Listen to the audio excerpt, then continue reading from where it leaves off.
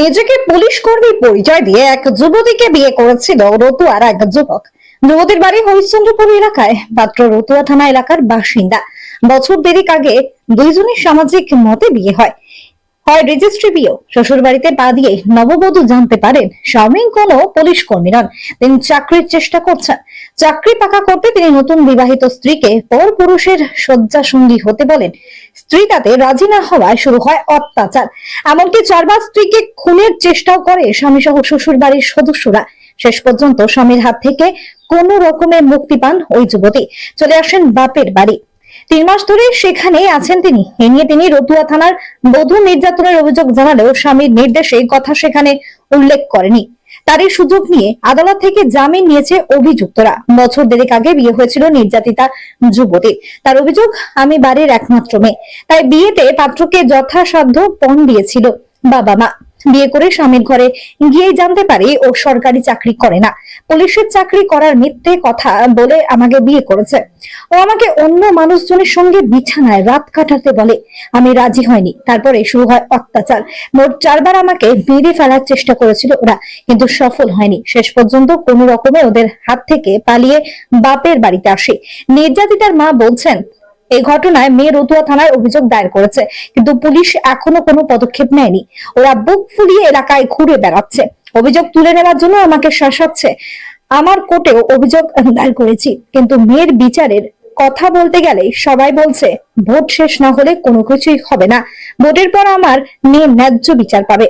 Police জানিয়েছে, প্রথম অভিযোগের ভিত্তিতে অভিযুক্তকে বিরুদ্ধে ভারতীয় দণ্ডবিধির 498 ধারায় মামলা রুজু করা হয়েছিল, কিন্তু আদালত থেকে জামিন পেয়ে যায় অভিযুক্তরা।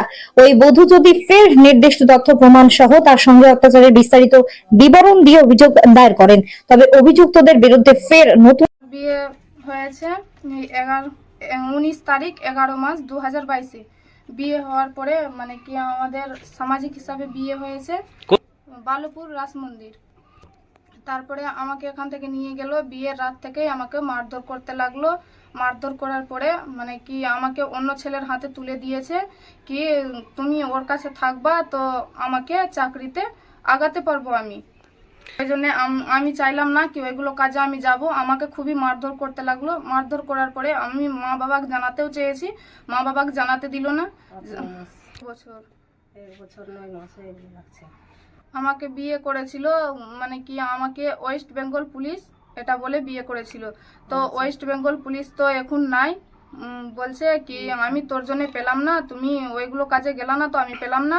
তো আমি যখন বিয়ে হয়ে সবই কথাই না বললাম কি না আমি এগুলো কাজে যাব না, তো আমার বোর নয়ন গোস্বামী, আমার শ্বশুর সব্রন গোস্বামী, ইন্দু আমার শাশুড়ি, আমার দেওর দীপক গোস্বামী, আমার ননদ নীলাম গোস্বামী, আমার নন্দসী কুমোদ গোস্বামী, এগুলো আমাকে টর্চারিং করতে লাগলো। কিভাবে টর্চারিং করছিল? আমাকে ওই দিক থেকে আসতো তো আমাকে মারতক ধারতক, খাওয়ার দিতক না। 1.5 পোয়া চালে 3 জন খেতাম। খাওয়ার পরে আমাকে খাওয়ার মিলতক না, তো আমি যখন বললাম সবাইকে কি আমাকে খাবার দিচ্ছে না, তো বলছে কি কেন দিচ্ছে না খাবার, তো এরকম কথা। তো বলে আমার খিদা লাগছে না, আমি কি করব। মেয়েটার জন্য রান্না করতে বলছি, মেয়েটা খেয়ে নিচ্ছে, এই রান্না করে নিচ্ছে। আর ওর বাবা বলছে আমার খিদা লেগে গেল, কি করবে। তো বলে কি একদিন হয়েছে, দ্বিতীয় দিনও হচ্ছে। কতদিন ধরে তোমাকে টর্চার করছে? তারপরে কি হলো? তারপরে হয়েছে আমার বাবা ওখান থেকে তাড়িয়ে দিয়েছে, পূর্ণিয়া নিয়ে গেছে। পূর্ণিয়া নিয়ে যাওয়ার পরে আমার মামা শ্বশুরের বাড়ি গেছে। মামা শ্বশুর ডেকেছে কি দিদি তোর থেকে সামলাচ্ছে না, তো আমার বাড়ি নিয়ে আসো, আমি দেখবো মেয়েটাকে। তো আমাকে নিয়ে গেছে। নিয়ে যাওয়ার পরে আমাকে গলায় দড়ি লাগিয়েছে, মঙ্গলসূত্র টুস্ত্র সবই কিছু খুলে নিয়েছে, গানা গেটি খুলে নেওয়ার পরে আমাকে অনেক মারধর করলো। মারধর করার পরে আমি চিৎকার করলাম, তো একটা অপর লোক আসলো, ও সেদিন অপর লোকটা বাঁচিয়েছে। তারপরে আমাকে নাহারের দিকে নিয়ে গেল, নদীর দিকে নিয়ে গিয়ে আমাকে জান মারার চেষ্টা করেছে, নদীতে ধাক্কা দিয়েছে। তো একটা অপর লোকের ঘরে ঢুকে আমি বেঁচে এসেছি।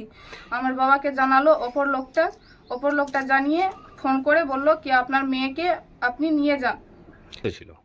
আমার মামা শ্বশুর, আমার মামা শাশুড়ি, তারপরে আমার নন্দসী, আমার ননদ, আমার শাশুড়ি, আমার শ্বশুর, আমার দেও, আমার বোর চেষ্টা করেছে 4 বার। একবার কিরোসিন তেল ঢেলেছে, তো ওটাতেও পারলো না। একবার বাড়িতে খাটের তলে আমার নান্দোষীকে ফান্দা নিয়ে ঘুমোতে বললো। ঘুমাবার পরে আমি যখন মুখ ধুয়ে যাচ্ছি তো দেখছি কি আমার নান্দোষী খাটের তলে আছে ঘুমিয়ে।